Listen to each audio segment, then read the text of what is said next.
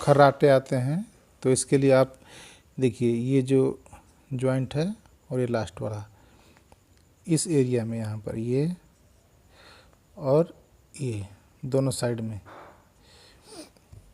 इसको आपको इस तरह से मसाज करना है। इसे यहाँ से इधर, यहाँ से इधर, और फिर इधर भी ऐसे ऐसे ऐसे, इस तरह से 3-4 मिनट करना है।